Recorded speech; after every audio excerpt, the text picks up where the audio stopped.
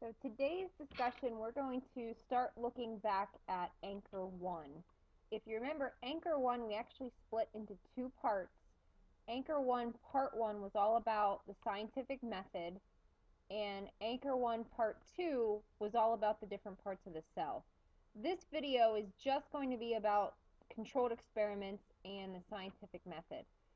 So looking back at our steps of the scientific method, you guys should maybe not memorize these steps, but at least be able to kind of follow them if you would see a question about it.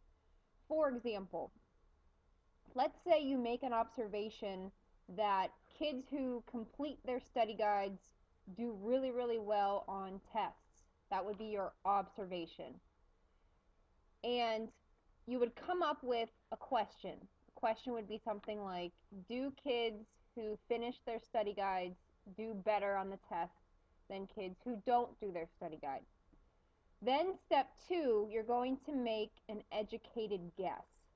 So for example, that would be students who complete their study guides will receive A's on the tests, and people who do not do their study guides will not get A's on the test. Then we're going to make our prediction and end up creating a controlled experiment. The controlled experiment is the part that everybody gets all confused because of all of these crazy words like control group, experimental group, independent variable, dependent variable. So I'm going to spend most of my time today talking about those four words. You guys are smart enough that you can, remember these steps of the scientific method. But again, I just want to focus on these words. So let's sit down and plan a controlled experiment to test our hypothesis about study guides. And all the word controlled experiment actually means is that we're testing one group of kids against another group. So kind of sitting down and thinking about this, we would put our kids that do study guides and test them against kids that don't do study guides. So those would be our two groups in our controlled experiment. And we label those two groups based on what they're doing or what they're getting. The control group is the group that doesn't get the treatment. So in this case, this would be our group that doesn't do the study guide. No treatment. So this would be no study guide. The experimental group is the group that does receive the special treatment. This is the group that we're going to see the results. So the experimental group in this example is going to get the study guide. Okay, so we've set up our two groups.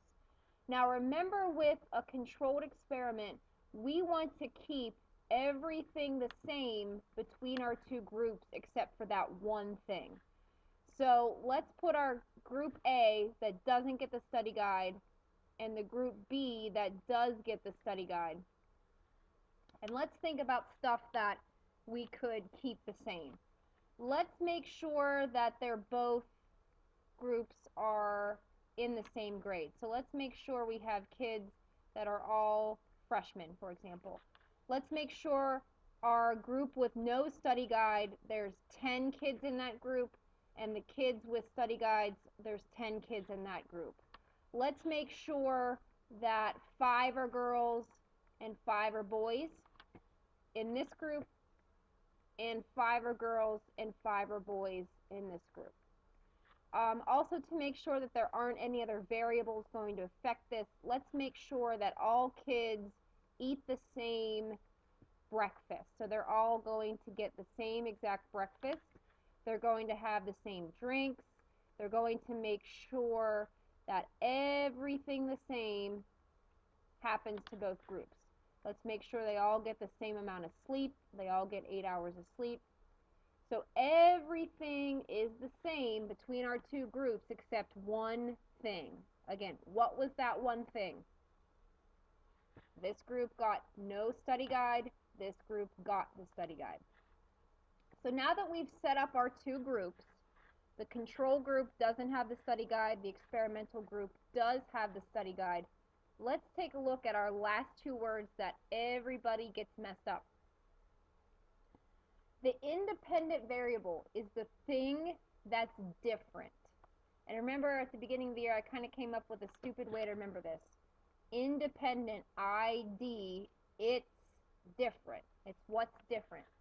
So if we go back and look at our chart, everything was the same except one thing. What was that one thing that was different? What's the independent variable? This group doesn't get the study guide. This group does get the study guide. So our independent variable for this experiment would be the study guide, the thing that's different. The dependent variable is what we're going to measure. We're going to see what happens in the experiment. So this is exactly what we're testing. What were we testing? We're trying to see, does the study guide affect test scores? How well do students do on the test? So the dependent variable is going to be the thing that's measured. In this case, it's going to be their grade on the test. Okay? So go back, make sure you understand those four words. Again, try to treat them as two separate pairs. These two words go together, independent, dependent, and, whoops, I'm sorry. These two words go together, control group, experimental group. So go back, review those couple words, make sure you understand the scientific method, and that concludes the first part of Anchor 1.